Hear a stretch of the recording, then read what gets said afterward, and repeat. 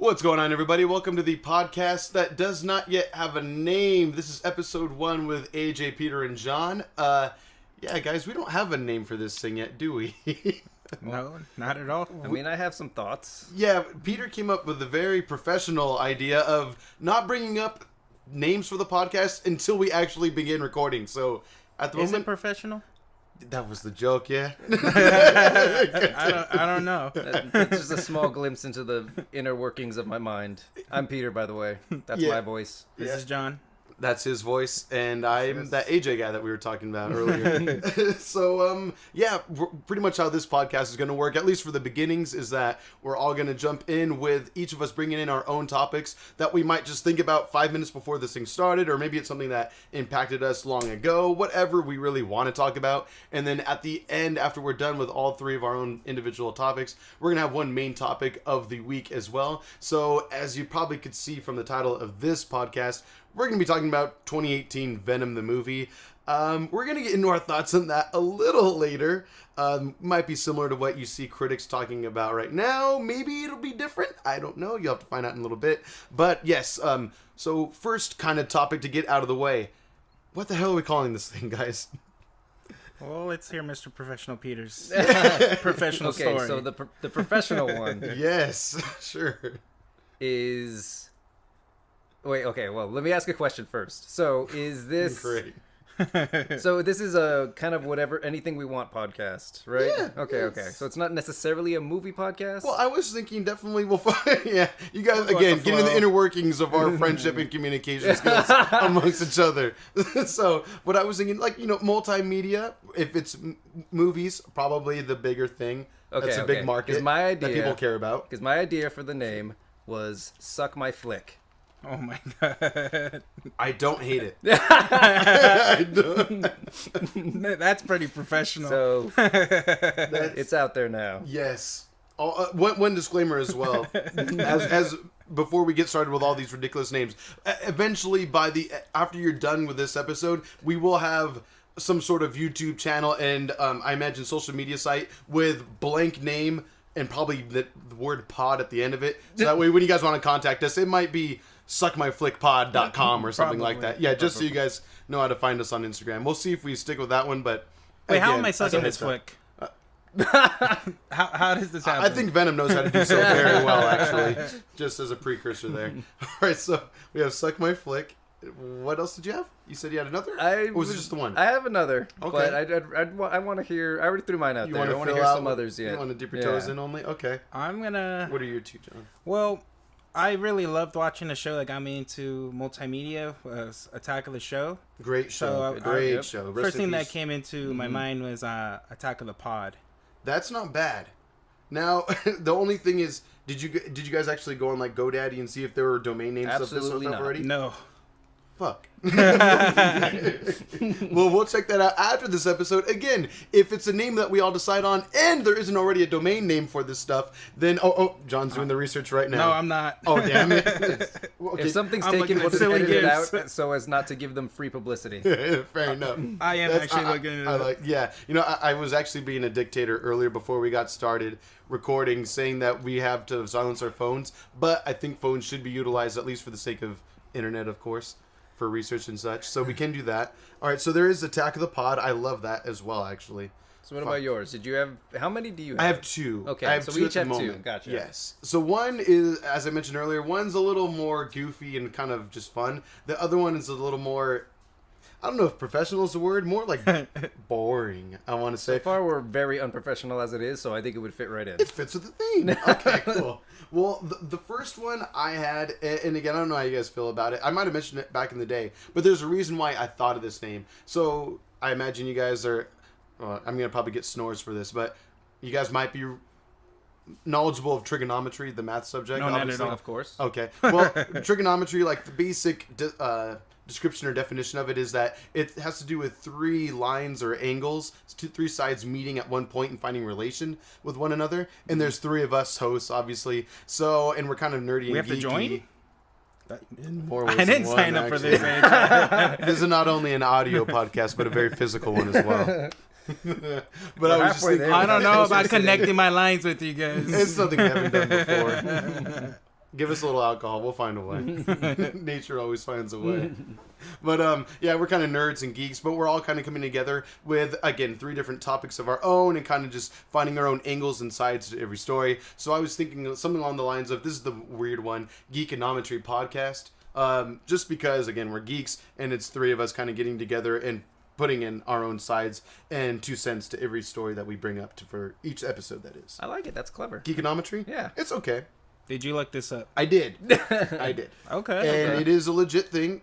We actually have an Instagram account already, just in case if that one works out. But I was willing to hold off. That's not the official one yet, guys. Yeah, it sounds like somebody already has their mind made up. Dictator sounds right. No, hold on. Wow. I just wanted to make sure I did my homework and secure a domain name before anything. That's all. Just in case. So you may have took that name from another person who might want to use it. Okay. That's their bad for not thinking of it Fuck your first. podcast, whoever you are. Exactly. So, anyway, that's one of mine, Geekonometry. How about for you, Peter? What was the other one? Okay, so We each have 2, apparently, it seems. this one came to me out of nowhere as we were about to watch Venom, earlier today. So Wait, what I was just it got greeted with silence. Okay, not a good sign. I'm going to say that's a hard pass. Yeah. Pretty hard. I didn't say it was good, but that's my second idea. Now, that's a really bold statement for someone that's recording their first ever episode of a podcast. Like, I mean, who knows? Maybe we can actually make something of this if you guys that are listening actually like what we're doing at all, or continue to like what we do for that matter. But I mean, hey, not bad. Nobody's listening to this. Yeah, you're probably right. Sorry for those of you guys that are actually. All right. So how about you then, John? We're going to skirt that one right under the rug. Man, I don't want to be judged that hard. I'm afraid. Nothing but crickets. So, I love you, Peter. Let that be known. I just Googled it, and a tag of the pod is not taken. Hey, okay. I feel like I should have made an Instagram. So I feel like we should contact Kevin Pereira. Just in case. Okay. The other one I briefly mentioned to you guys earlier. I'm going to stick by it. STGeek. STGeek. STGeek. And that stands for? Sexually traumatic. Traumatic. It can Rape be. the podcast. Sexually transmitted geek.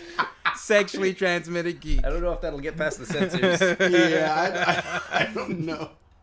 Oh my Not God. enough ointment, guys. Not I feel enough. very uncomfortable right now. You will get itchy. Can that be our tagline? If we make shirts of ST Geek, there's got to be like in the bottom right-hand corner of the back of the t-shirt, you will get itchy. In quotes. That's not bad either. That's really not bad.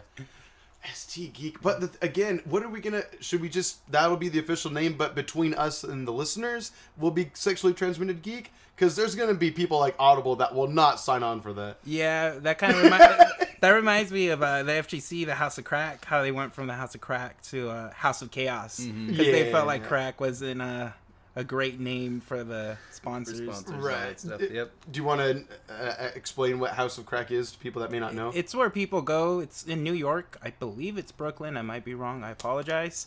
But it's where they go and play fighting games. Like Street Fighter, They Marvel crack vs. out. Capcom? That's the best way of putting it, yeah. Right now, I think everybody's playing Dragon Ball Fighter. Yeah. It's a pretty decent game. It's not cool. as good as Infinite, but you know. To each their own. To I each like their that. own. No, I respect that opinion, but I know a lot of people that probably wouldn't. Even though it's wrong. Yeah. I agree. It's a wrong opinion. It's all right. It's the unpopular opinion. Yes. But I agree with it nonetheless, for sure. Yeah, for those of you guys that may not know this about us listening, yeah, we're big like Marvel vs. Capcom fans, fighting game fans in general. So yeah, just keep that in mind. I will foot dive your ass all day. Foot dive. Foot dive. Put them in the blender. Okay. So we have again, now that's podcasting.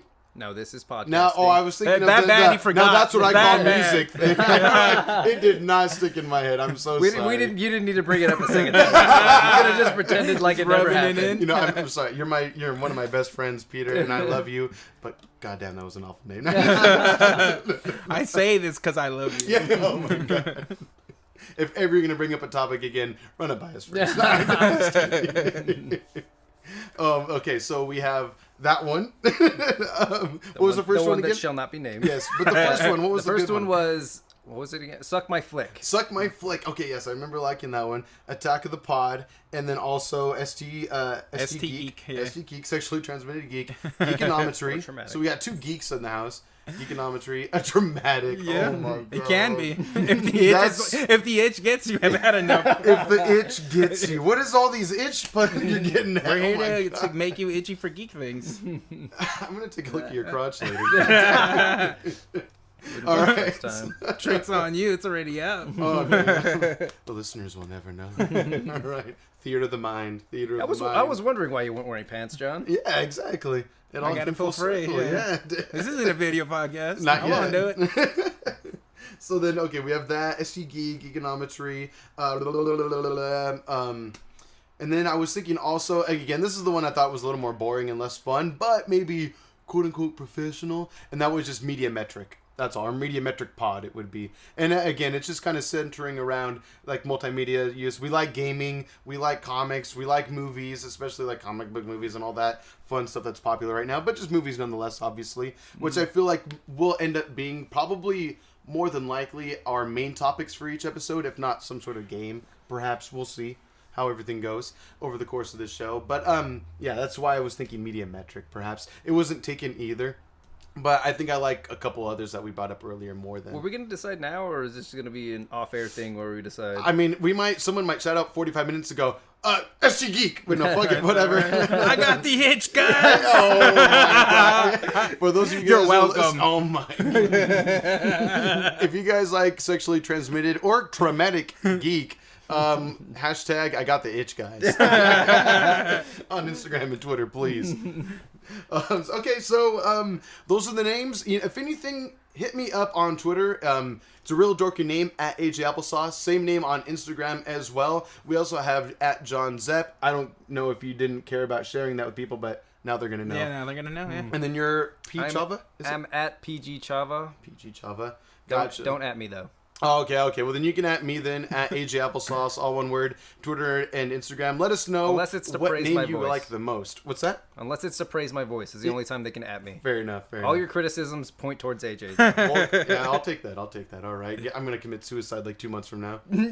It's long overdue. Oh, yeah, you're probably right. Okay. So. That dark real quick. Yeah. Jeez, this is going to be quick. Okay. So, whether you guys pick a name out or not, we're going to end up picking one anyway. But you might be able to sway the decision one way or another. Can't guarantee that. Okay. Wow. Okay. John putting his dick on the table now. Right there, it's out. There you go. Okay. Damn. All right. Well, then there you go. You got erect really quick. That's pretty good. I'm impressed. I think it's the cold brew. Yeah. Damn. All right. So moving on from that, then we're all bringing in our own topics of the day. Then I'll start with John. Let's go with John. Oh yeah, I'm the lucky one. Cool. Yeah. So I know it's already been kind of talked about, but I would love to know your guys' opinion on the new Joker.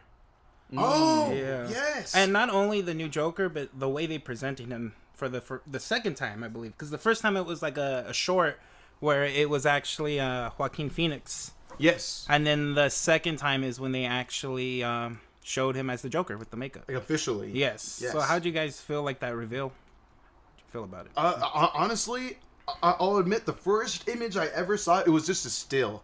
And I thought it was okay. A little, I kind of like how they're going off like the classic party or circus clown look, but with like a little slightly twisted vibe. But one thing I do like about it is it's similar to Heath Ledger in that even though he's wearing makeup, it's not so much about the clown makeup and more so the person that's in the makeup that's going to make it twisted and kind of freaky and icky and all that stuff. And I think if anyone can do it, he's the right man for the job. But to go further though, as much as I kind of want to just see someone do something different with the Joker and not be Heath Ledger again, if we have to see that again, then I'm glad it's Joaquin Phoenix. I think he is the epitome of who it should be. That's just my thought. Okay. I couldn't agree more, honestly. Like, Joaquin Phoenix is a very, very good actor. One of my favorites. I would say he's underrated because he doesn't get the spotlight like some other actors do, but he's really solid. He's got a really good track record, and I think he's a very solid pick for the role. He if you look at his history, like the roles that he picks and the roles that he does, he always brings just a really good quality to it. I'm not sure exactly how I should phrase it. But nonetheless, I'm very excited that he's gonna be the Joker. And honestly, from the last Joker that we got, there's nowhere it can go but up. Yeah. You know, but that's the thing, though. Like, I felt similar, maybe not quite as much, but only because, again, it goes back to my first point. Sorry to interrupt, John. It's just that, again, the makeup is what made the Joker with Jared Leto playing him. And this isn't to speak against Jared Leto's acting. Oh, no, we're speaking against the 100%. Have you You're guys ever seen the terrible. movie he's If in? you're listening to this, have. Jared Leto, you ruined it. Dallas Buyers Club. We're not talking about that. But I'm talking about the man's No. acting prowess. They tried to make damaged the Joker. You know what I mean? He did his method acting. He did it himself. I'm sorry. I think I think it's similar to what we're going to get into later, in that the actor can only do so much with what the fuck he's given. Am I wrong about that? You're not wrong, but you're wrong in this case. Okay, like that's a very good point, and that does apply to many actors and to many different roles. But Jared Leto, I mean, I'm sure you've heard the stories about all the stuff he did behind the scenes. He shouldn't have sent the used condom. It was him doing Oh, this. he's gonna get one. I'm gonna give him the itch. I think we're leaning towards STGeek, guys. Oh god. Edible, audible. Again, that's STGeek. Nothing else to the ST. That's it. It's just geek. That's all it is. Making fun of my speech impediment, AJ. No.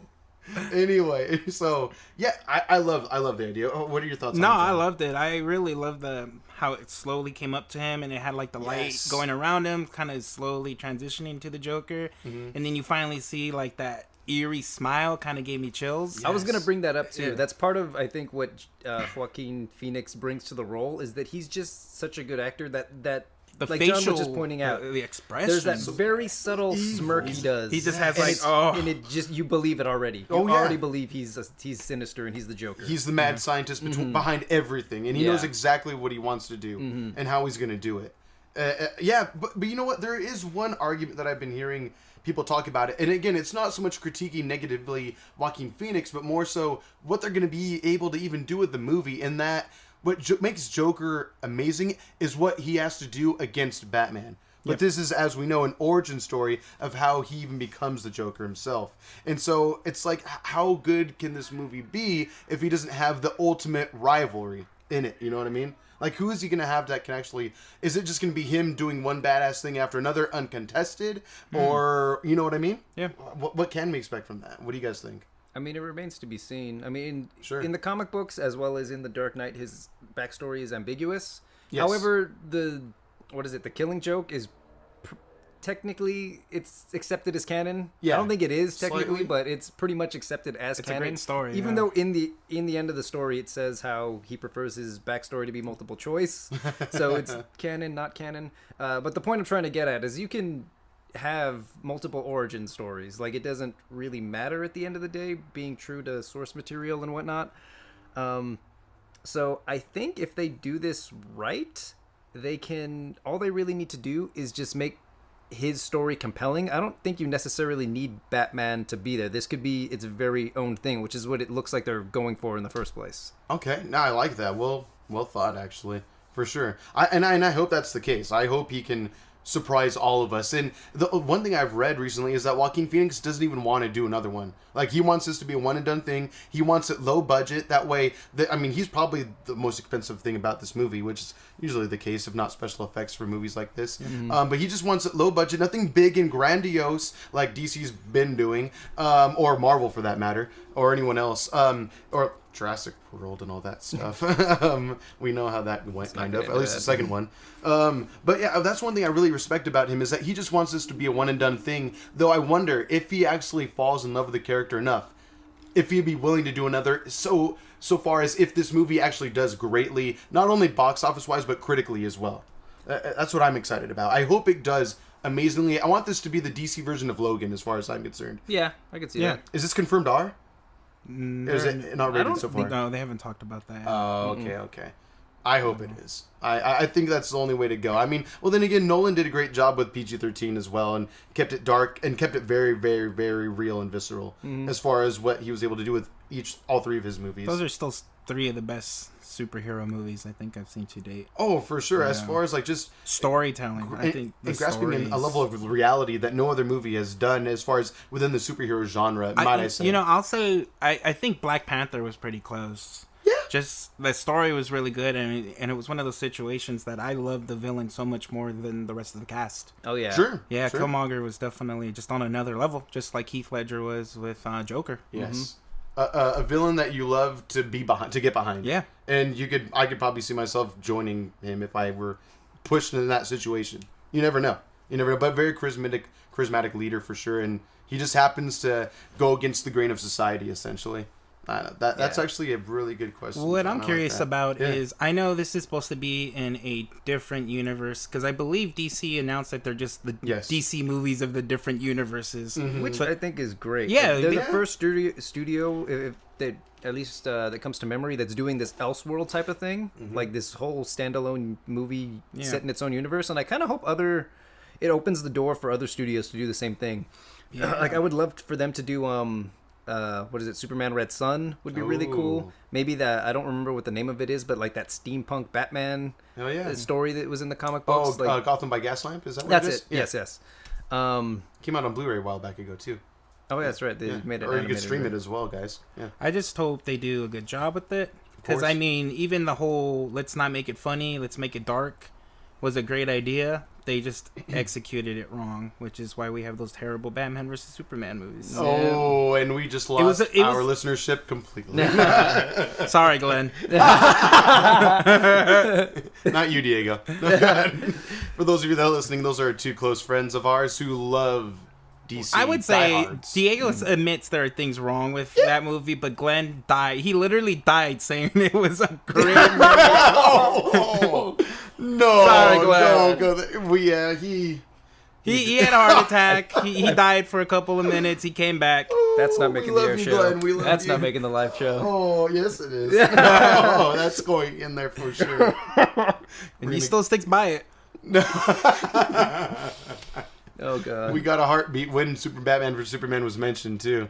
Yeah, wouldn't doubt. So to that point though, sorry to interrupt. Please, no. But since we're going off on this tangent, I 100% agree that the Nolan trilogy they're not just good Batman movies or quote unquote comic book movies. They're just solid movies. Yep. Yes. And that's exactly what DC and Warner Brothers have been missing in this universe that they're trying to build. They're not making good movies. They're trying to build a universe, but they're forgetting about the good movie part. Yeah. Yes, and and more specifically, this dark tone that they've been chasing. Like The Dark Knight really put a weird stain on Warner Brothers' future endeavors because they're just trying to mimic that. They're trying to recapture that dark tone.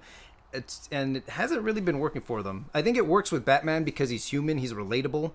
But when they tried to move that over with Man of Steel, how are you supposed to relate with a alien creature who's basically a god? It just didn't work, and they carried that over to their entire universe, and it trying to imitate the Nolan trilogy has really bit them in the ass, is basically what I'm saying. I can agree with that. And I like how they're trying to go for a lighter tone with some of their more recent movies, which I'll get to later because it's one of the topics I want to bring up. But I don't know, it might be too little too late at this point, at least for their cinematic universe, which is why, again, I like the Joker standalone movie, and I'm pretty excited about it. Most definitely. To bring it full circle. Yeah, it's actually well said. Damn. Yeah. So going back to what I was saying, motherfucker, because I was just wondering if they are gonna connect Batman at all, if like even subtle hints, maybe like there is a Batman in the universe, maybe not introducing him at all, but just kind of like there is a Batman. A mention. Yeah, did you hear about the Batman? Yo, you got so and so the other day. Simple as that. Yeah. Since we don't even know if what's his name is gonna be Batman anymore, Ben Affleck. I know his name. That's another thing, by the way. Did you notice that? Okay, so the Joker's name in this movie is Arthur Fleck. Okay. A. Fleck. Oh my god! I did not realize that. That has to be a jab at Ben Affleck, right? That has to be them purposely being like, "Well, you don't want to be Batman. Fuck you got to piss off the Batman to bring back the Batman." Exactly. God damn. The news headline: Ben Affleck snaps at producer. I don't know. Joaquin Phoenix dead. Oh my God! Jesus Christ. Well, he's in rehab right now. I think he was. Is he really? I think he Ben left. Affleck. Yeah, he was there for like a month or something. Oh, like that. that's because right. he was For like alcoholism. he was drinking. Yeah, I think Jennifer Garner visited him or something like She that helped as get well. him admitted him. That's what it was. Yes. Yes. Holy But I crap, do dude. believe he's finally out. Was it like gambling and alcohol, something like that? Alcohol, I think it was Yeah. just alcohol. Well, yeah, when you do those shitty fandom murder movies, game. yeah. Right? We all saw that interview with he and Henry Cavill and how depressed Hello, darkness, his ass. smile. Yes. It was just so sad. He deserves better than that. He's a good actor. He was He's thinking really of a good way actor. out that whole time. If only I was really Batman, I would bust through the window and leave. Oh my God. It's the best thing because Henry Cavill is trying so hard in that interview just to be proper and a good guy and everything, and Ben Affleck wants nothing to do with it because he knows what he's a part of. It's so sad. God damn. But yes, high hopes for Joaquin Phoenix, high hopes for the Joker, what he can do with it, whether it's a one-off for him and just a setting up of a universe, or if it's just a one-shot entirely as far as the story goes, like you guys mentioned. Maybe it won't be quite a shared universe anymore, which is fine, because like you said, if they lose focus on what makes a good movie, and just try to make everything connect like some huge ex-Joss Whedon thing, not everyone can do that. It's the same thing we've talked about as friends for years now, in that DC tried to rush everything Marvel did within 10 years, if not plus, you know what I mean? And you just can't do that, because then you get what you got with Batman vs. Superman. I'm sorry, Glenn and Diego and everyone else that hates me right now. That hates us right now. I'm not sorry. Okay, well, there you go. Yeah. There you go. But yeah, that's just what I'm going with. And that I'm just glad that Joaquin Phoenix sees that was an issue, or saw that was an issue, and just wants to make things right for everyone again, and just make it honestly a good movie. And one thing I love that he said recently was that he's like, I forget exactly verbatim how it went, but to paraphrase, like that he's scared shitless of playing the role.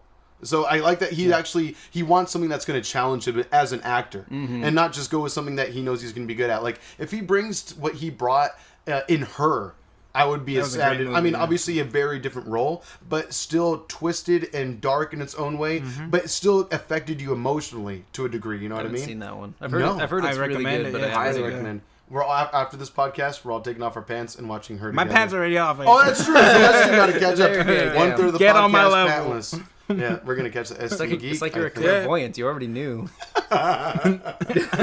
Full circle. Oh, God. Well, Peter, you said you wanted to bring up something that had to relate earlier. Yes. Go ahead. I wanted to hear everyone's... well, first, have you guys seen the extended cut of the new Aquaman trailer? No, I have not. Was it what we saw for Venom? No. That was a shortened version. There's actually an extended cut that shows you a very good action scene, or at least the way that it looks like. It introduces Black Manta in a very cool way. Nice. And... no, if I'm the only one that's seen it, it's going to be hard to talk about. Describe it to us. Yeah. Sell the Paint a movie. picture. Sell the movie. It was my friend. essentially. It was Well, not doing that's a good where job they're at. either. Athens or something, somewhere over there. And Okay. Black Manta shows up and starts chasing Aquaman and Mera through the city. And just the way that it's shot and the way the camera is like capturing, it's very good cinematography, and it just looks like a really solid action sequence. And that alone was enough to pique my interest into being like, okay, maybe this movie isn't going to be total shit like I previously thought. Sure. And I forget his name, but the guy who's directing it previously, he's known for horror movies. Justin Long? It's something like that, like that, yeah. Justin Long starred in Kevin Smith's The Walrus or whatever the fuck it was called, Tusk. Yeah, it's not that guy. Okay, Definitely it's not Kevin Smith. No, Okay, it's gotcha. not him. For those of you that know, hit us up and let us know who the director is. Okay. It's like John Wong or something. I don't know. That's all right. Anyway. James Wan. James close. Wong. Okay. Wong. Got a little racist there. He's just saying a name. You're telling me So there yeah, isn't egg rolls I in wanted this you movie? guys. I wanted to hear you guys' thoughts on it, but I guess it's just you guys got to have my thoughts. So there you go. Yeah, okay. Well, you know what? I will say this. As far as Aquaman goes, I'm excited for the movie. I hope it's good. It looks fun. It looks like what DC has not been doing for the past 5-6 years now, which is just make everything dark and fucking gritty, which is fun for the right movie and entertaining for the right movie. But for DC, they got to remember it's a comic book movie. And I'm not saying it has to be slapstick like Justice League was, though, either. Like, I did not like the opening Batman scene for Justice League. I don't know. It seemed a little too goofy. To add off to of me. that, there's Yeah, actually please. it feels in the Aquaman trailer, it feels like they're going too far in that direction also. Okay. There's some moments where it tries to be funny and falls flat very, very hard, in my opinion. Sure, I can only imagine how that can be. I agree without even seeing it, to be honest, and that's what I've come to expect. I mean, comedies are a hard movie to write, you know what I mean? And not everything's going to be good. I'm sure there's going to be plenty of things from Shazam that we're not going to care for either. But that movie looks good too. I'm looking forward to that. Yeah, that's a lot. Yeah. I'm just saying, comedy jokes can always drop, you know? Definitely. Not everything's going to hit perfectly well, and especially in a trailer. But then again, the trailers are what are supposed to draw you. I'll say that the trailer definitely won me over. I had no urge to see Aquaman whatsoever. Those Batman movies definitely, Batman, Superman movies ruined it for me, but I was just kind of laying in bed being lazy. The trailer came on as an ad. I was like, oh, fuck it. Why not? And yeah, it won me over. I was like, okay. Well, we're talking about the trailer that Aquaman. No, just the standard Aquaman. How it just won me over. Like, they got my money. I'm going to watch it. Oh, yeah. Of course. I totally agree. But yeah, down to see it. I think that and Shazam, I'm looking forward to, while also going back to Joker, whatever they're going to call that movie in the end. I just like that they're still maintaining a fun, dark aspect to things, but then also realizing that there has to be a lightheartedness as well. Sorry for the sirens if you guys are picking that up also. Someone's dying right now. No one's listening. It's fine. Yeah. Rest in peace. Yeah, that's true. Okay. Somebody just finished watching Batman vs. Superman. Glenn, no! Oh, God. Too soon. Oh, God. All right. Well, was there anything else you wanted to mention about Joker at all? Or Aquaman, for that matter? No, Aquaman looks good. Joker looks good. Shazam looks amazing. All right. Well, I guess it's a comic-filled topic today completely for episode 1, because my topic that I wanted to bring in was, we just had Infinity War earlier this year, 2018. We've had Ant-Man. We've had a lot of big Marvel movies. I feel like they kind of raise the stakes to a degree every single time they release something. At least they have to realize they're equaling out the level of quality every time a new movie comes out, except for maybe Ant-Man 2 and another new Marvel movie that came out recently. That wasn't produced by Disney. We'll say that much. But anyway, with, again, spoilers, if you haven't seen Infinity War, skip ahead maybe 5 minutes or so. How can Marvel raise the stakes anymore with Infinity War 2, Avengers 4, whatever they're going to call it? What do you guys think they can do? Because, I mean, they just killed everyone. Well, mostly everyone except for the original cast, for the most part, I would say, if I'm not incorrect about that. Yeah, I think you're pretty accurate on that. Yeah. Okay. What else can they do? I mean, again, they had the bad guy win for the first movie. What can they do to make this one worth seeing other than the redemption? Well, this is something I feel Peter might know a little bit more of, but I do know that in the original comics, it was only like the first couple of pages where he finally snaps his finger, and the whole point of the what was the name of the series? The comic series? Infinity Gauntlet? Yeah, I know it was only the first couple of pages where he snaps his finger, and the rest of the story is about how they rebuild. Yep. I see. So I'm pretty sure they have the idea from the comic. You know, they're going to make changes, but do you know how that goes, Peter? In the comic book? Yeah. In the comic book, if I'm not mistaken, it's been a really long time since I've read that one, but I think in the end, Nebula ends up being the one that tricks somehow tricks Thanos into giving her the gauntlet, or takes it from him, something like that, and she's the one that kind of undoes everything. I think at the end of Infinity War, after the snap, you see the Infinity Gauntlet kind of all burnt up and stuff, so I don't think that that's going to be a puzzle piece going forward. I think they're going to do something completely different, and the rumors and the set photos are suggesting that time travel is going to be involved in some way, which may or may not be the case. Like I was saying the other day to you guys, at this point I don't know what to believe. Disney, they're being very good at just completely taking you by surprise, of feeding the public fake information, so that you really don't know which direction it's going, and that's exactly where I'm at right now. I honestly, time travel could work. That'd be cool. Captain Marvel's obviously going to be a part of it, so she's probably gonna. Yeah. So I mean, who the heck knows? I don't even know anymore. Which I'm very pleasantly surprised with, because I've been a comic book fan my entire life. I've always had an attachment to these characters, and never did I ever think that I would be in a position where I was completely just dumbfounded by comic book movies or these characters in general. And for the first time, I think I can actually just sit back and enjoy it. I usually have a very hard time of turning off my brain. I think too much. I watch movies. I predict endings, shit like that. But at this point, I'm just like, I don't know what's going to happen, and I'm so happy for it. Hell yeah. Okay. I mean, not even the actors really know until they are out there shooting it. And even then, they've had actors talk about shooting multiple scenes in alternate ways. You know what I mean? Right. So no one really knows how the final cut is going to be. Which is awesome, I think. I love that no one knows what's going on except for the head writers and the director themselves. So it's going to be fun nonetheless. I guess just where I'm getting at, is like as far as the stakes, what can they do to make things as big and on a huge of a scale as they've built up to? Because again, everyone's dead. They're going to bring them back. Obviously, we probably know that they're going to win in the end and defeat Thanos. Yeah, but I'm just thinking, what is the next big step? What can they do to make these movies cool again? I've been saying this for a while now. Yes. And I think the next big bad, and it kind of ties into what I was saying a moment ago. I think the next big bad is going to be Kang the Conqueror.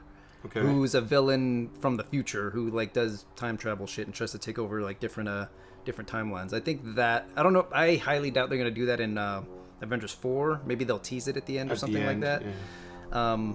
But I think that would be a good way to raise the stakes. Or you can expand the space stuff, which they're kind of already doing with Captain Marvel so far, Guardians of the Galaxy, and a little bit of Thor.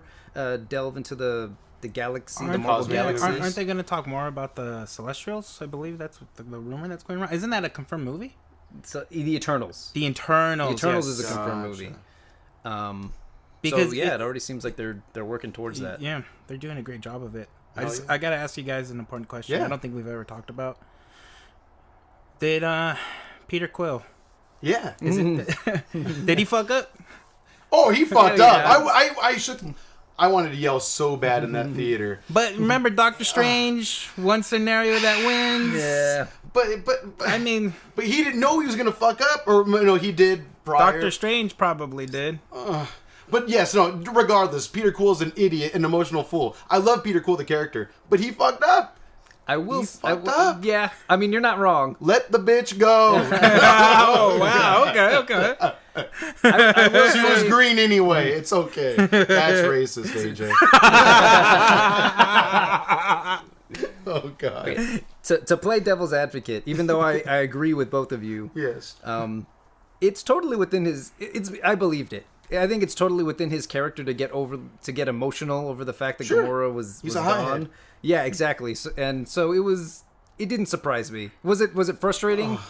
Absolutely, but I believed it 100%. It made the movie even better, I think, for it, because it was like, fuck, you had him. He was so close. Yeah. They had the gauntlet almost off, and then he hauls off and hits him because he killed his girl. And again, I love the movie even more for it, because it makes me freak out every time I watch it. But even if he would have taken it, would it have made a difference? Look at how to defeat him. Yeah, because he still made Hulk look like a little bitch.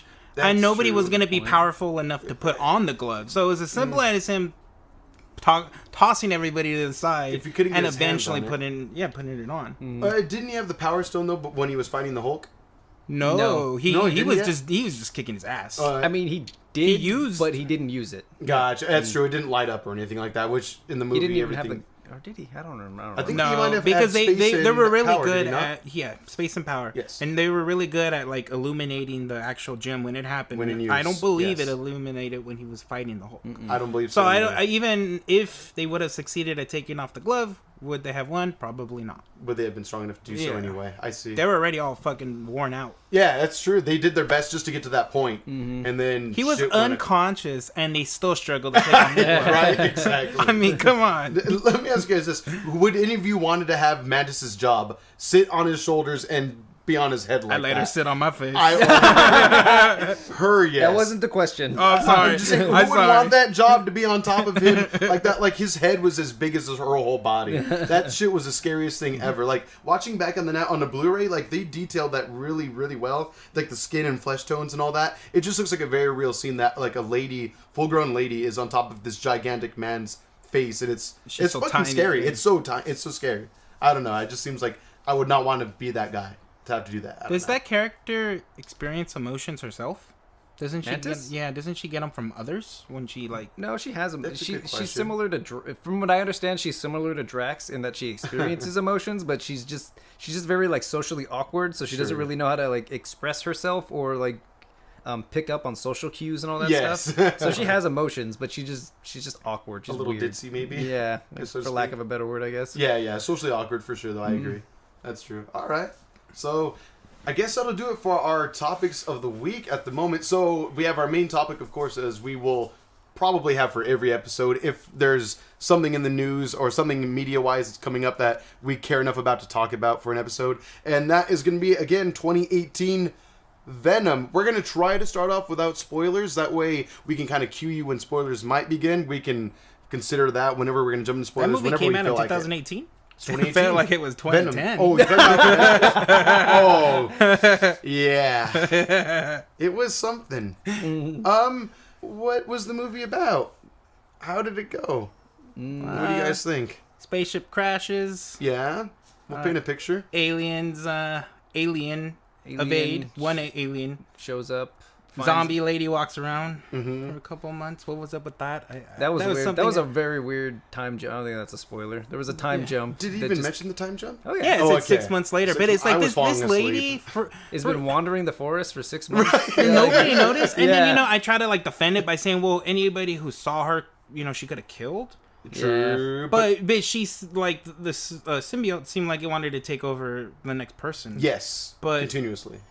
From my understanding in the movie, they explain that if you're not the right host, it kills you, right? So why did it not kill these other people? I thought the very same thing the first time I watched it. I was like, they set up all these rules, and this comes up later in spoiler territory, because the symbiote does transfer a few times, and there are no side effects whatsoever, no repercussions for that happening, even though they established that, like you said, there needs to be the host and the symbiote need to be compatible. Yes. Or else the host just dies. Yes. Yeah. Think of it as like a blood transfusion. If it doesn't work, if it's not incompatible, it won't help you, essentially. And so, yeah. Well, the first time we saw it, just to let you guys know, we saw it twice, just to make sure we can give somewhat of a thorough review of this and just keep it fresh in our heads. But the first time we saw it together, I was wondering why it went from a young, middle-aged lady to an old lady. Why would it think that would be in any better of a host? Maybe it would match at least, but would it really get the symbiote much further or be a stable life form to be a part of? The exact same thing. I was like, what the hell? Why would you choose that? It's because she's very inconspicuous, maybe? I don't know. Maybe so, even though she looked like when shit you're when you're walking like a fucking zombie, you're gonna be like, oh shit, this person doesn't look right. Keep it casual, keep it cool. Only bite somebody if you're hungry. Yeah, exactly. When no one's looking. But yeah, it was just spoilers. The movie isn't the best movie ever. If you haven't looked on like Rotten Tomatoes not spoilers. yet. Watch the trailer. The only thing spoiled is the movie itself, I think, and the writing also. And that's what I was talking about earlier. I feel like poor Tom Hardy. Like, this is a guy who starred in many a good movie. Great movies. Great. He's a good actor. And this is what he got? Like did they just... This is my curiosity, is that did he, as someone that maybe isn't the biggest fan of Marvel movies or comic book movies at the moment, he just saw, or his agent might have saw Marvel attached to it, and they're like, yo, you got to get on this train. You could be a part of this huge universe that people are making millions of dollars off of. Yeah. You know what I mean? And is that what happened? Did he get kind of like and then no one told him it was Sony making the movie. Yeah, essentially, right? Or he's like, oh, what does Sony matter, I wonder? I think he was holding on hopes for it being a part of the MCU. I definitely think that's what it is. Well, here's the thing, and I have a question. Yes. Because I might be remembering this wrong, but I thought that this movie was originally shot to be rated R? That's what I was going to bring up. There were a couple of scenes where I was like, this would have looked better rated R. I don't think it was ever confirmed. Oh, no. Didn't they talk about they're going to release a rated R version of this movie? I thought that was a thing. But you might be right. If so, I haven't heard of it. But I was actually going to bring that up. There's a good movie in here. Yeah. In there somewhere. I think if editing, you could edit a few things. You can change some of the dialogue. A lot of things. I'm going to go on a big tangent here because there's a lot. Okay, so number one, did anybody else catch that in the trailers they called them symbiotes, but they dubbed over the movie to replace it with symbiotes? No, I did not notice that. Let's have this discussion right now. What's the correct way of saying it? Symbiote. I always thought it was symbiote. And I would say symbiotes. Like symbiosis, you know what I mean? But whatever. We're all wrong. So, except Peter, he's probably... Yeah, I'll go with that. But no, I did not catch that. Anyway, go ahead. And going back to the rated R thing, there are moments that you can clearly tell that there was supposed to be a lot more cursing in. There's the... we'll get back into spoilers, I guess. Cause sure. But you could clearly see that this movie was edited down. I feel like it was supposed to be rated R. They edited it down to PG-13, and it lost a lot of its charm because of it. And then, also correct me if I'm wrong, didn't I hear that this was supposed to be, like, scary? It was originally supposed to be, like, something of a horror movie? I think the only part that was kind of like, oh shit, was... it might be spoiler. There was one part. I'll talk about in spoilers, bring it up where I was just kind of like, oh shit, okay, that looks like it should have been in a horror movie. A little gruesome, maybe. Not even gruesome. It was just the way it was done. Okay. On the second viewing, I paid more attention to those types of things too, where I was just like, okay, I could see if you change this around, this could have been a very good horror sequence, this could have been a horror sequence, etc. But yeah, it was just kind of fell flat because of it, because of the lack of charm, I guess you could say.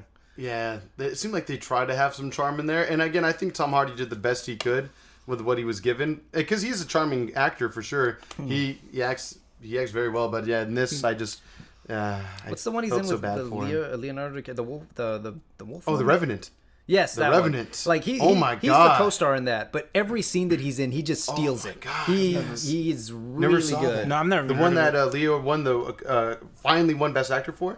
Great movie. It's really good. You should watch it. Great movie. Mm-hmm. Yeah, I don't want to oversell it, but he won it for a reason. But just the same, Tom Hardy should have won something. If he didn't, I'm not familiar if he did. I'm not sure if he did either, but his performance is just incredible in that one. Absolutely, you love to hate him as a person, to the core, rotten person for sure.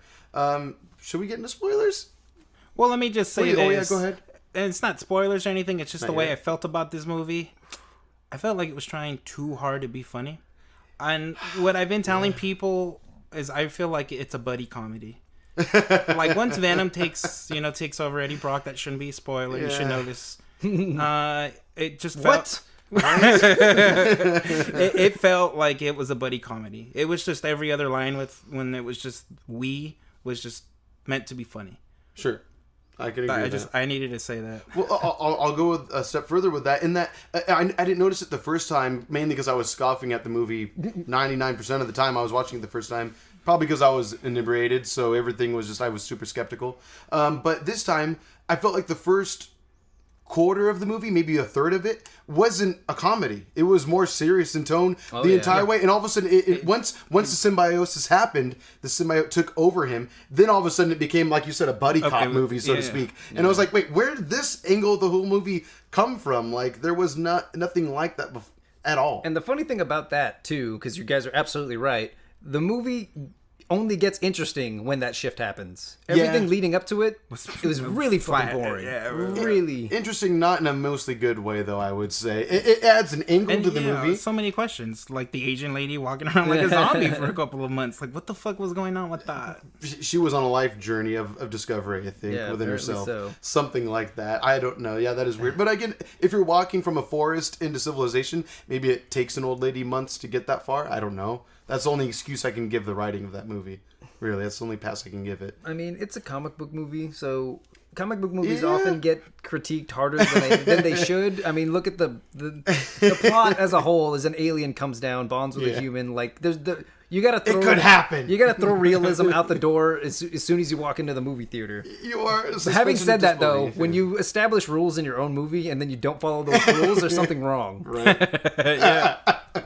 Very well put. I can agree with that. Well, so then, go ahead.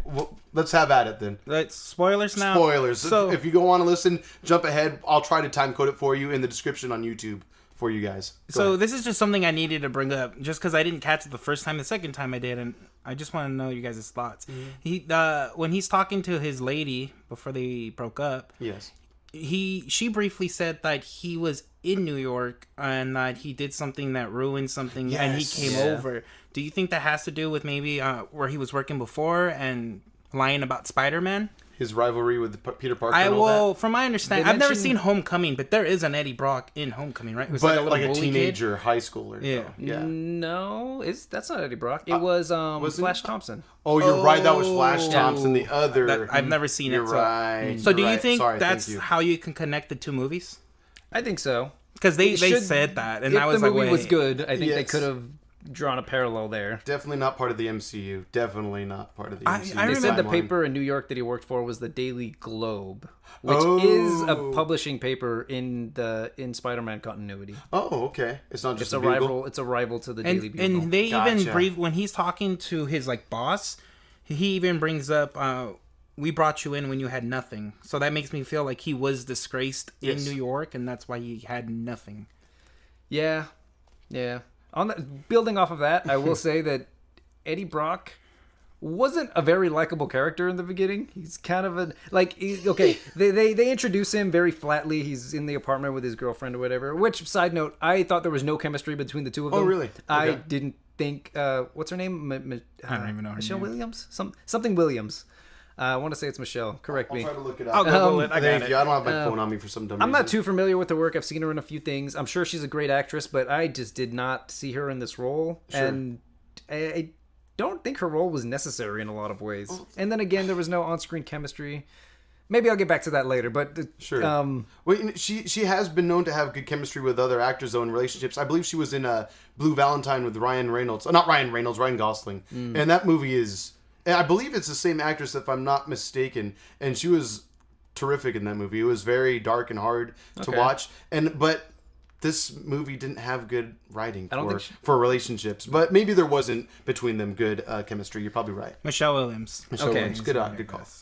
So anyway, Eddie Brock, they introduce him as this like investigative reporter doing things for the right of humanity, which is cool. Like they kind of try to get you on his side, and then immediately after that, you just realize he's an asshole. I ended up liking the new boyfriend more than Eddie Brock. Yeah, Like that's pretty seriously, because I was just like, what's the like? Is this guy a fucking idiot? Right. Like when he logs onto his girlfriend's computer, basically steals that information that he's not supposed to have, puts his job and her job at jeopardy for the simple sake of getting a story. Like, can he just if he's an investigative reporter, he should know how these things work and what the consequences of these things are going to be. And furthermore, Please. when his boss calls him out for not having a source, what the fuck did he think was going to happen? Right, that's true. Yeah, Like, nothing about that made Where's sense to the me. It's like, are you a integrity? fucking idiot? Yes.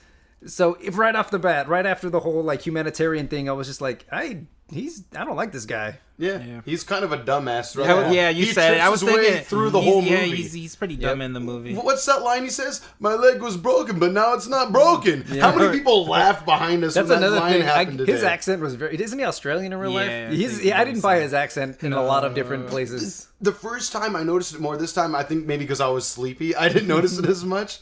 It was before coffee, but yeah, it was like sometimes he'd be talking like this, and other times he'd be like, "Oh," it would come out so weird. Sometimes you could hear the Australian peek out at times, but not to say he's a good actor. It's just maybe it's just not the accent for him. I don't know. So again, man-made ship crashes down. Symbiote escapes, goes into one Asian lady, goes into an older Asian lady, and then all of a sudden it makes its way to America, essentially, right?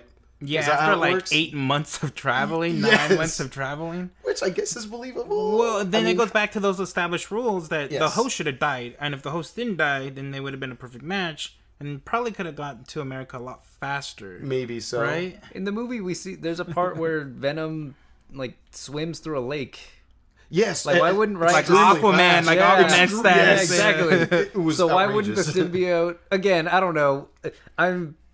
I'm half and half on whether or not I should even critique it this hard because it's a comic book movie. But Sure. these are the things that were going through my mind as I was watching them. I'm just like, how do we get to this? Like, there's a lot of glaring plot holes that I just can't get past. Let me ask you guys this. So, for those of you that watched the movie after talking about this, so obviously when the symbiote takes over a body, it ends up when it becomes Venom itself, or the symbiote bodily form, it takes the shape somewhat of what the host is like. So it's kind of big and brawny like Tom Hardy is, but then also is slim and slender when it takes over his girlfriend's body. Spoiler. Well, we're in spoilers now. I know. We I'm just kidding. I would have really loved the She-Venom part because Sure. She-Venom is in the comic books it and looked it is cool. that character. It looked It cool. did look really cool. Yeah.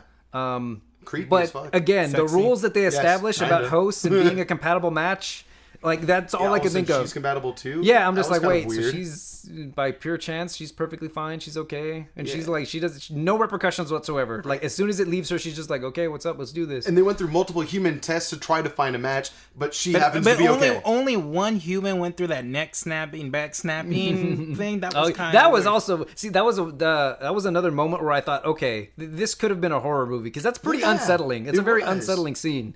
So if they could have tweaked with the music and the angles in a certain way, they could build off that. For sure. And then even when Eddie Brock goes into the facility, starts taking pictures, there's a very dark and eerie tone that they're taking. Mm-hmm. So, and when the lady breaks out is what I was going to say. That felt like it should have been horror. Exactly. When he breaks his homeless friend down and she just it's like, oh shit. Mm-hmm. Yes, that was pretty cool. That felt like it had horror elements to it. Is that what you were talking about earlier? Yes. I see. Yeah, it totally could have been with maybe closer shots, more personal camera angles, more faces, more close-ups. It probably could have been more intense and more, I guess, personal of a movie, but it wasn't. If it were paced better, it could have, the horror element could have gotten, because they kind of rushed through those sequences really quickly. Yeah. So there are a couple of subjects I want to talk about this, unless there's anything story-wise you want to talk about. Please. Yeah.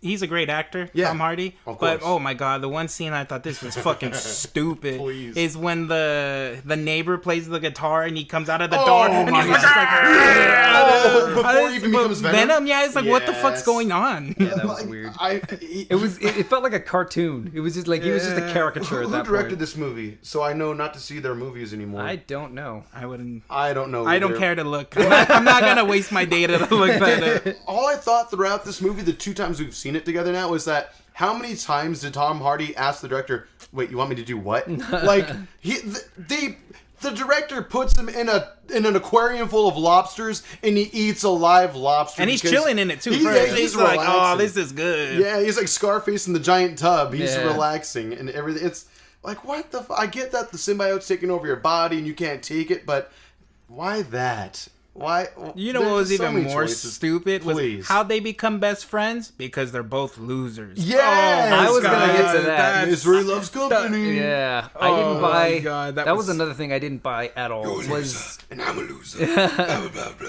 That's a pretty good Venom voice, actually. I'll put some equalizers on that to make it better. Thank you. Maybe he already did. Right. You're welcome, guys. No, probably won't. I'm too lazy.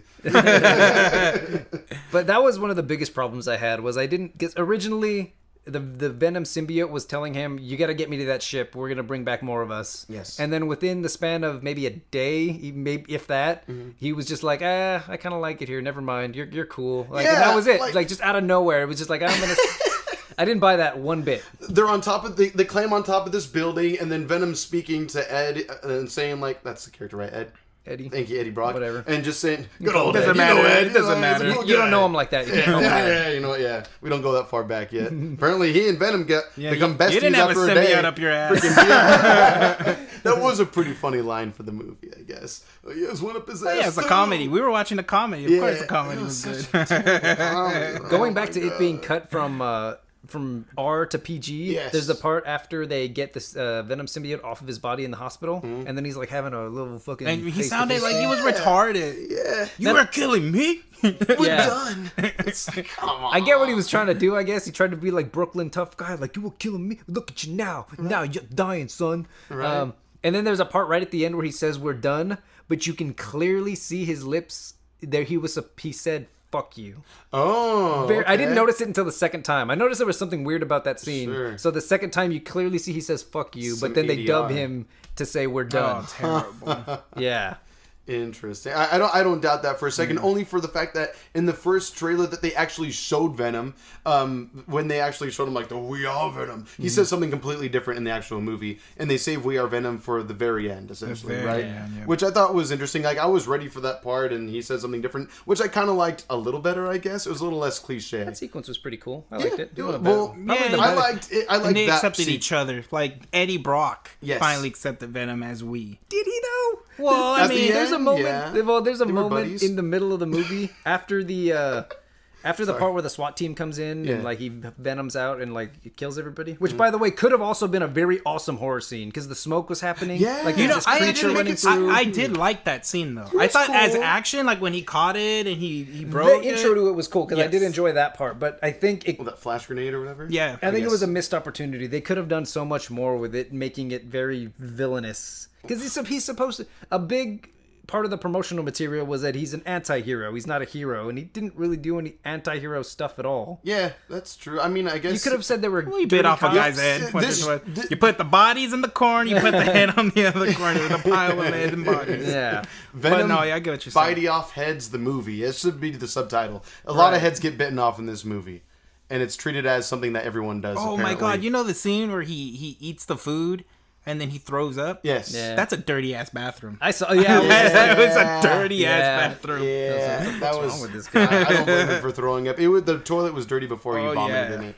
That's true. But can I bring that up? Okay, so there's a part in the movie where Venom bites off some guy's head right after he says the part in the trailer where we are Venom, but he doesn't actually hit the movie. Either way, he bites off the guy's head, and Eddie Brock's kind of okay with it. He's just like, oh, you bit off his head? You can't do that no more, or whatever. And then that happens, and then later on in the movie, for the second time, the girlfriend gets a symbiote, gets Venom in her. She bites off someone's head, and then she's all of a sudden, but she's like a good, sincerely good person. She's a lawyer, right? Yeah. She's a lawyer, very established woman in society, very proper lady. I guess you kind of like her as a good person, maybe. Not that there's much to like about the character at all. She's very underdeveloped. Yeah, underdeveloped. A lot, but not enough to hate her, I guess. No. Not enough. But all of a sudden, like, just because the symbiote bites off her head, she's okay with it too, and she's like, "No, I want more. I want to fight more." I was like, "Wait, what?" Now all of a sudden you just killed a man. Yeah. You committed murder. So in the comic books, what the hell?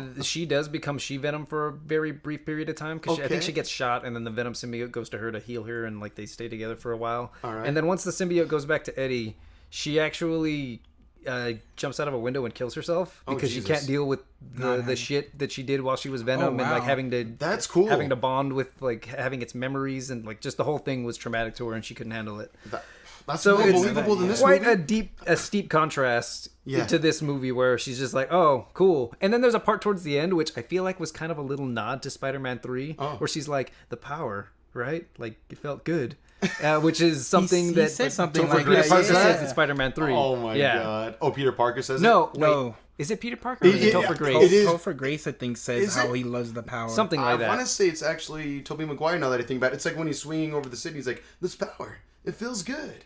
And I think it's still when he's Black Spider-Man. I think it was Peter Parker. It doesn't matter. It does. It's a terrible. It's also a very terrible Spider-Man movie, It- Spideyverse movie, kind of. Speaking of which, I'm looking forward to Spider-Verse for sure. Oh yeah, I think that's going to be really cool. A little kiddish, but very cool looking though. Nonetheless, I don't care. comic books. Yeah, exactly. I if anything, I like that it's going to get younger people into these movies, as if they weren't already. Yeah. Mm-hmm. But more reason for everyone to enjoy it. It's more of like a lighthearted comedy. Anyway, back to Venom though. You know something we didn't mention at all until this point. How did you guys feel about the villain? You know, I love the actor. Yeah, he's cool. It's one of those situations where I feel like he acted what he was given. Yes. But I feel like he could have been a better villain in a better film. I'm not. Yeah. Like the God, what was his name? I don't even know the name of him. Drake. Was it Drake? Yeah, Drake. Okay. Now, when we're talking about when the symbiote takes over him, that's a way different story. Yeah. But like how he's talking to the homeless man, talking about like his name's in the Bible and stuff. Very like charismatic. I love those scenes. I thought he was a great actor. Very good manipulator for sure. Yeah. And the way he kind of calmly did the same thing with the female doctor that lets Eddie Brock you were into the best lab. of us, and then he just walked out. Mm-hmm. I love that. I thought he was good. I agree 100%. I'm not familiar with him as an actor. I'm not familiar with his work, but he was a really good evil Silicon Valley Elon Musk type person. Like without a doubt. Like he had the charisma. He had that business side where he's talking to the kids. Yes. And then he had that. He was likable. Yeah, exactly. And then he had that cold-heartedness to him also, but that Behind the calm, scenes. stoic type of. Yeah, he was really good. So he was a sociopath, aren't they? 100%. They had like no emotions. Yeah, right? exactly. Without a doubt. I actually enjoyed him very much. Without empathy, Yes. really. Yeah. Yeah. No empathy whatsoever. It was great. But like you said, if only he was in a better movie. Yeah. Now, what was the name of the villain symbiote again? Riot? Riot. Riots, yes. That was pretty trash. Well, it was just For one, very quick. I've heard that Riot isn't even a big villain within like the Venom verse kind of idea. Anyway, to my knowledge, it's like 4 of his children, right? Like the seeds of Venom, something like that. I think it's like separation anxiety, that storyline. Yes, where, it takes apart from like 2 different stories. Yeah, something like that. Do you know further about it? If I'm remembering this correctly, which I'm probably not, you guys can look it up or don't. You can at me for this one specific instance. You can at me. Give them the itch, guys. Give them the itch. If I remember correctly, in the comic books, hashtag itch. Carnage is the one that actually has offspring, and that's what all of these other offspring are. And then Spider-Man and Venom have to kind of like round them up and whatnot. I thought they came from Venom. I could be wrong. I remember it being Carnage. I don't remember, but. That's where all of these other symbiotes come from in the source material anyway. Gotcha. But yeah, the Riot villain seemed very rushed. He was in it for like 4 minutes, 5 minutes and total. Then exactly how I thought the ending fight was going to be. It was just a CGI shit show where you can't even follow what the hell's going on. It was They're just opening it. And honestly, now that you said that, I didn't realize they merged the first time we saw that. I didn't realize the first time. No, it wasn't the second time. Maybe because I drank a little too early. But the second time, I was like, wait, what happened? There's only one now? And then they separated. I was like, what? I didn't see this the first time. And they weren't even together for very long. Like for like 5 seconds, they were one, and then all of a sudden they split up. And why was Venom so important to him? It seemed like he didn't give a shit about him. Well, this is why I'm glad we saw it a second time because the first time I was very confused onto what their relationship were. Because in the comic books, if I'm not mistaken, they have a history with each other before they even come to planet Earth. Gotcha. And they already kind of don't like each other. But in this one, Venom talks about Riot as though he's like his squad leader. You think he even says he's like a team leader? He's the leader, yeah. So I guess Venom's like one of his soldiers. And so he's... Originally, Venom's trying to get back to Riot and the spaceship so they can go out and bring back more symbiotes. Yes. But then after he has his change of heart because he went up his asshole, after he went up his asshole and saw the city skyline. I would do the same if I were Ned Hardy or Tom Hardy. God damn it. Then he completely changed his mind and decided to go up against him. But even so, I don't know. There's just not enough. I don't know. I don't even know how to motivation? say. There's not enough motivation. And then Riot was just like, okay, you're not with me, you're against me, let's fight.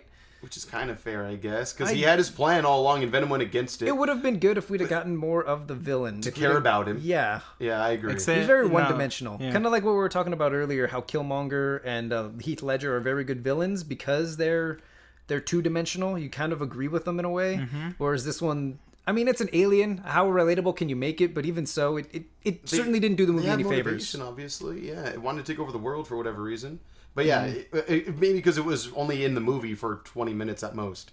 At most. I did like how the evil Elon Musk guy, more evil Elon Musk, I guess, if you want to, depending on how you feel about him, and the Riot symbiote.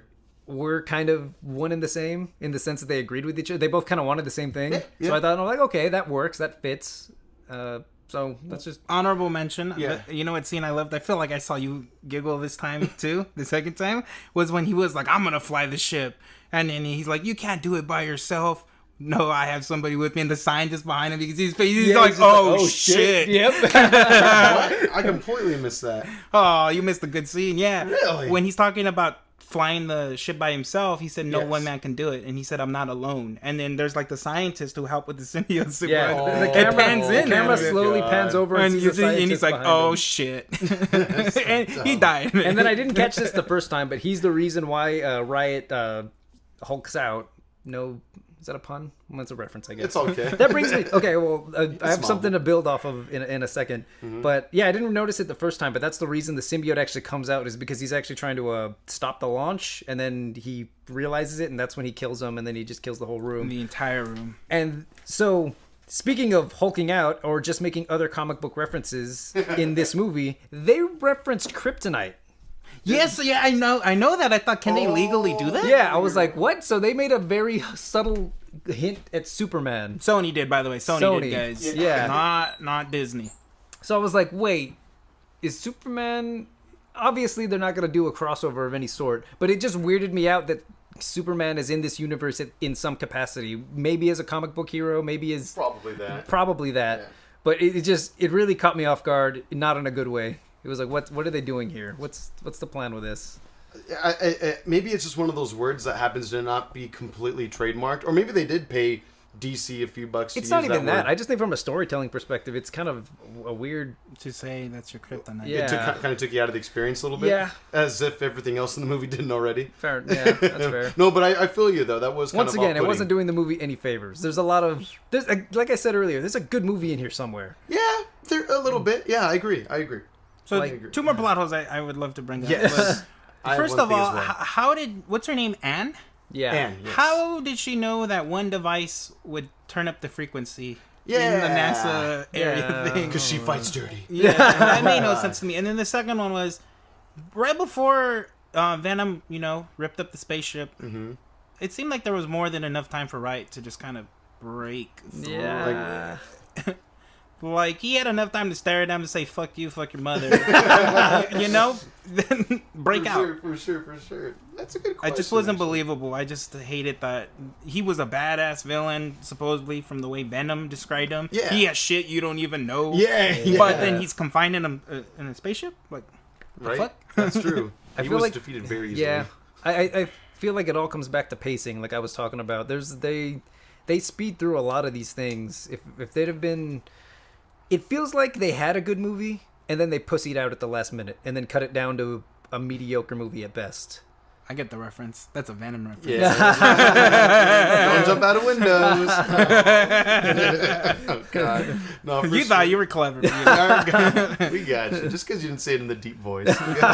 What was the other plot hole that you had? No, it was how with the girl also, how she just knew that that device was the one that was going to shock him. The only one I can give her credit for was when they were actually in the hospital and she shocks him with the CAT scan. But she knew that that's what it was going to happen. Because they had the conversation. Was that in the weird car to me? beforehand. Was that weird to anybody else? How the symbiote was basically telling her all his weaknesses for no reason, seemingly. I think it was the trust. You know how he came up to her and he sold her the cell phone. You're the only person I can trust. I guess so. Yeah.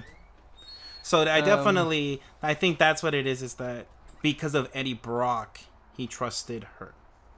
Yeah, I guess. That would be my only explanation. Also for exposition, but yeah, I suppose he wanted to give her the itch. Let's be honest.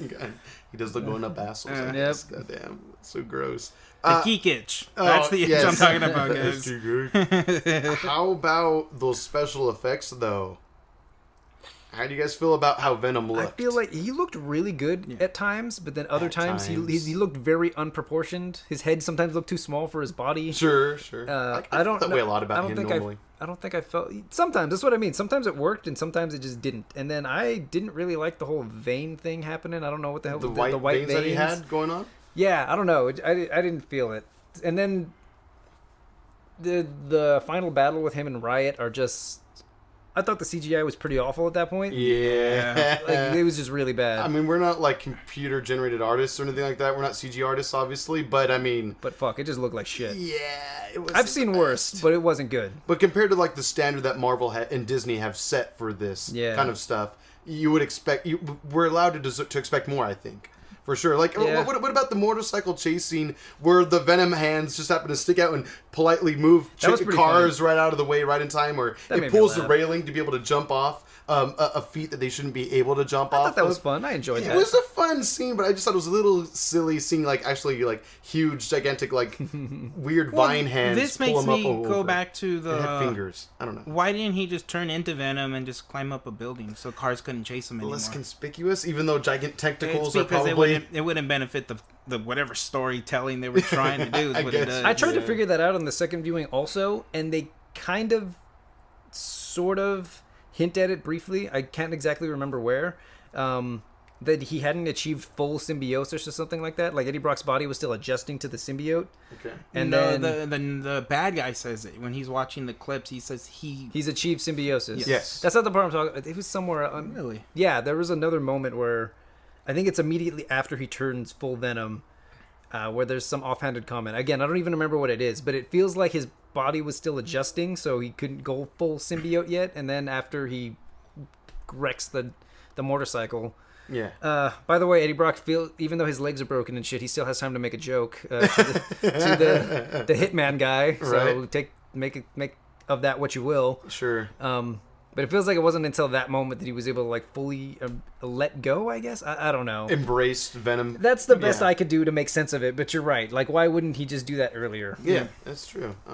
Maybe because, he was trying to fight it for some reason, or maybe, again, Venom was still trying to adapt to its new environment, being in Eddie Brock. And speaking of Eddie Brock letting go, or right before the police SWAT team scene, Eddie Brock's just like, you guys really don't want to do this. Okay. He says something. I think he says mask on or something like that. Because the SWAT team say mask on. Mm-hmm. So then he says it. But then at that moment, that's a reference. At that moment, he seems totally cool with the Venom symbiote. Yes. He's just like, okay, I guess this is happening, whatever. And then immediately after that, when Michelle Williams shows up, he's just like, I'm scared. Help me. I don't know what's happening. He's like, a moment ago, you were totally fine with this. Right? And then when the girl catches you, all of a sudden, oh, it's icky. I don't like this anymore. Yeah, so I don't know. Yeah, that's a very good point. I didn't catch that. Good call. Yeah, I don't know. Not good movie. Worst movie ever. Yeah, not maybe not very that good. bad, but it's pretty bad. It has redeeming qualities. Like we were saying before we even saw the movie, I think all of our expectations were low. Yeah. Unfortunately, so it could do nothing but impress us, which it did. Yeah, that's absolutely how it worked in my case. It impressed me because I thought it was going to be worse. Sure. Yeah, I think it ended up being about as bad, if not worse, than I expected. They might actually expand this universe, too. I've heard it's making enough money. Should we talk about the end credit sequences? Oh, yeah. Let's go. So are we done with the actual movie? Unless you guys want to bring up anything else as we go. Let's agree. Would we watch this movie again? I'm not going to buy it on Blu-ray. Maybe I'll rent it I've online. seen it twice, and that was probably more than Cody. I should have. Yeah, I wouldn't pirate it. If somebody else was watching pirate it, yeah. If somebody else were watching it in like my house, I don't know why they would be in my house without my knowledge and watching it. And I walked in on it, I would watch it, if only to pick it apart and ruin their movie-going experience. Okay, that's what you get for breaking in my house. It's the only time I would watch this movie again.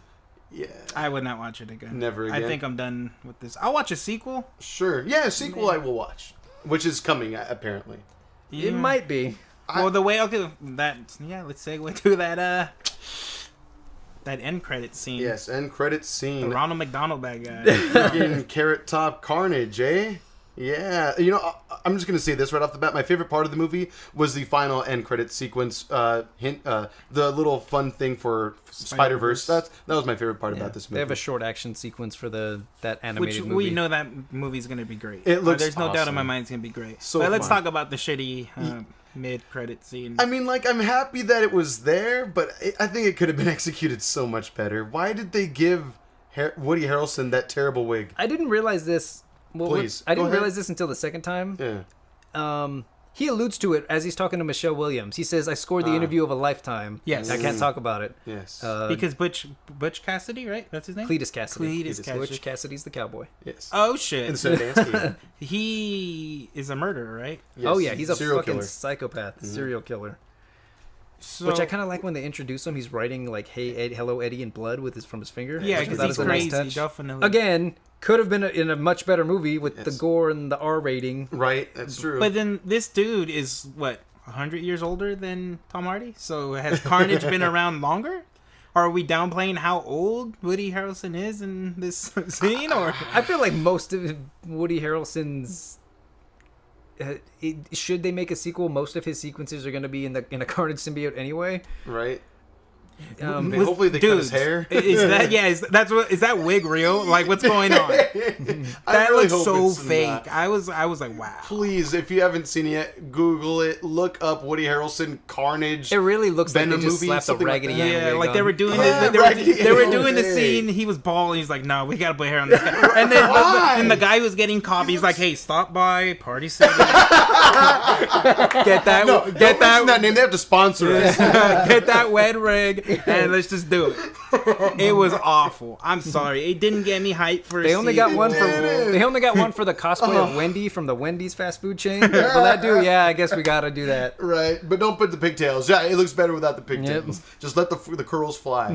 Why though? It doesn't make him look sinister. One thing I will give that scene credit for is that I kind of like how Eddie Brock wouldn't even get close to his cell though. Like he tells him to come a little closer into the light or whatever, and you could tell Eddie Brock's immediately very frightened by this guy. He respects him to a degree, which is cool. I like that, but He looks like fucking Carrot Top in a prison cell. It's ridiculous. He really does. That's really in a really Ronald McDonald jumpsuit. jumpsuit. It's just so dumb. So let's just theory craft this. Please. What do you think is the reason, or how do you think he came to Earth, Carnage? Because I don't think they're gonna go off of he's the offspring of Venom, unless this happened in between a scene we didn't see. My guess is maybe he was the one who actually made the ship crash.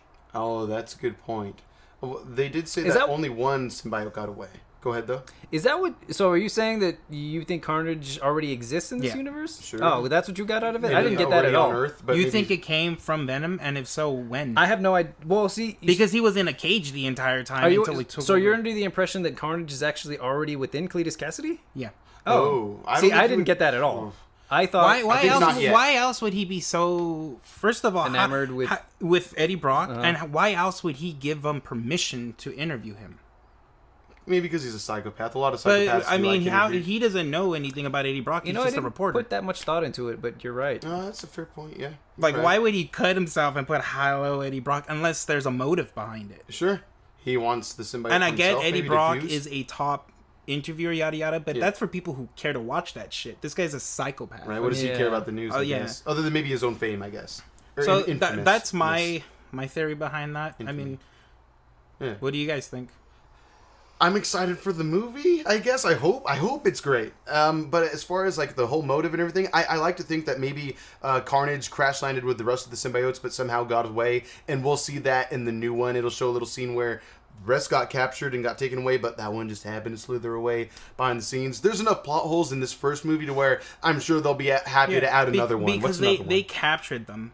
Yeah. Because they said that there was thousands or millions of organisms on the comet. Yes. But they somehow captured what, 5? So I honestly How the fuck think did those astronauts not get killed immediately? By the way, I think one of them ended up on the ship, and I honestly think that's the reason the ship crashed. Like didn't even notice that it was slithering around or whatever. That's a good point. I think that's probably how on the it'll go. second viewing, I thought right. that maybe it was Right, yeah, because he's the one that gets he's away already in the inside the astronaut's I body. see. So maybe who, by the way, they briefly allude to is J. Jonah Jameson's son.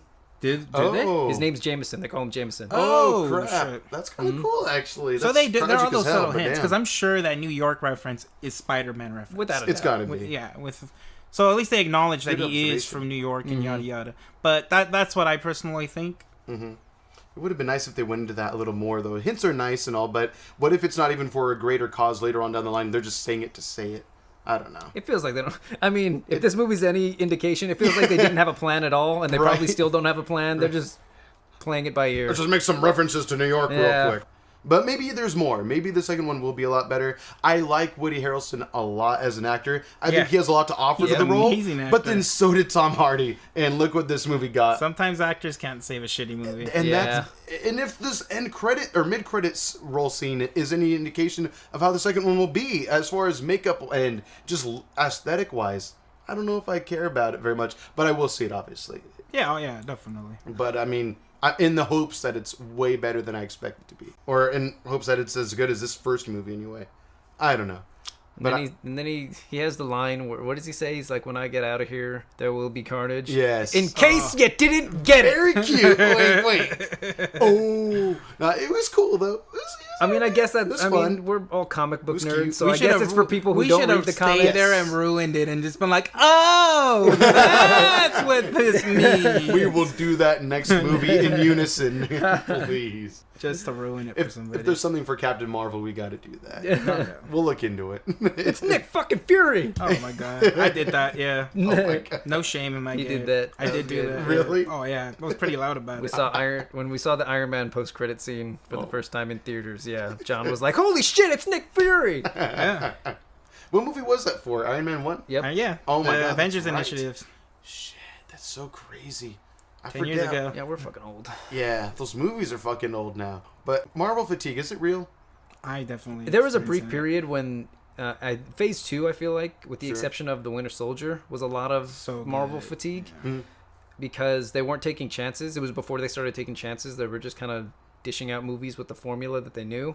But Phase 3... Dark World. has been Thor really is so good. good, Thor's yeah. incredible. Ragnarok is great. Amazing. Of course. Yes. Civil War was good, obviously. Panther. Black Panther's great. Doctor Strange is kind of okay. It's a Guardians, retelling of 1 and Iron 2. Man. I'm being Yeah. real.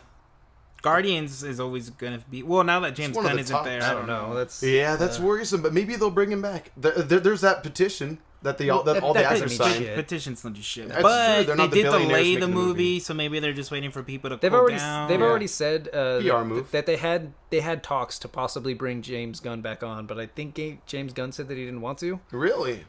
Well, after they fired him Exactly. for stupid ass Yeah, reason, exactly. I wouldn't go back. I made your franchise. I ain't coming back. But would you lose the millions of dollars that I you're don't going to think. make I from the think role? he has more than From enough the- money. He's a good director. He'll find he's You'll work. find work? Yeah, it's true. I'm sure he's got other projects. His resume is pretty good. Yeah, I think we can all agree with that for sure. I mean, the box office sales speak for themselves, right? The rumor is he's gonna make DC a movie for DC. I thought I heard Join the something like villains. that. Yep. Yep. I would do it. Yeah, why not? die Joss hero. Whedon did it. Unsuccessful. How does Harvey Dent say it? You die a hero, or you either live long enough to become the villain. Yes. Yeah. Yep. Pretty much. James Gunn. 2018, yes. For sure.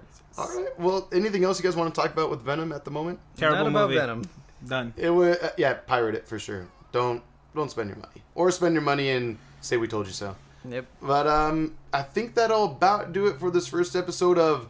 Yeah, well, what name are we going with, guys? I liked them all. We hashtagged the crap out of Feel the Itch. I feel the itch, but I don't know if it's because of the podcast. I don't know if sponsors are going to want to feel the itch. That's the problem. But I like the name. And I love the hashtag. I don't think feel the name. That's the hashtag for sure. I mean, as long as we change STGeek. Yeah, not sexually traumatic, okay? No, it was I know, transmitted, but I just joked. It's already caught on in this room. Maybe STGeek will catch on. Other people will catch it if you catch my drift. I think that should be if that was the stick, that should be the subtle meaning behind it. Like only episode 1, you have to be a hardcore fan to get that, but Right. ST should be like something different. Super Turbo Geek. I mean, strategically timed geek. Strategically timed geek. Super There's timely nothing strategic geek. about anything that, No. that we did. No, we... But you got the itch. And that's the point. we hope you got the itch and listen back for episode 2, which will be coming a week from now, actually. ST Geek? Or was there anything else that stood out to you that you guys remember that you I liked? liked a lot of them. I liked yours. What was it? Nerdometry or something? Geekonometry? Geekonometry. That one was good. I liked that one. Are you sure? I really liked that one. I like Feel the Itch as a hashtag, though. Should So we do keep I. that as an That's itch? what I mean. I don't. Hashtag STGeek. Hashtag Can You Feel the Itch? We could figure it out later. I don't think we're gonna figure it out in the. You'll figure it out by the time closing the of first this. episode airs because it'll be in the title of the episode. How about that? So, with that, we'll come to a close, guys. Any parting words, parting thoughts in general? No. DC sucks. Oh, yeah, I agree with that. We're losing a fan base so quickly. Sorry, Oh, Glenn. God. Again, not sorry. Sorry, not Oh, sorry. God. Jesus Christ. Disclaimer: some of my favorite DC comic book movies are DC movies. Hey, there you DC go. sucks. And that'll do it. Thank you guys for now unsubscribing to the podcast. Have a great one. We'll catch you next time. Yo, what's going on? AJ here. You made it to the end of the first episode of the podcast. Congrats. Now, just to let you know, we are actually going with the name ST Geek. So you can email us topic ideas for next episodes, following episodes. Also, if you have questions as well, you can email us at stgeekpod@gmail.com. Also, with Instagram and Twitter, you can follow us and contact us on there as well with STGeekPod. That's at STGeekPod. Again, be sure to send us any topics you'd like us to talk about, or if you have any questions you'd like to be answered, just let us know. Happy to oblige and do so. Again, thank you so much for listening. Share this with your friends if you have friends that you think are into the same stuff that we are as well, and of course you are since you're listening. Again, happy to get to know all of you. Hit us up and have a great one. Later. 3 times. So check. Check. Check. Check your booty.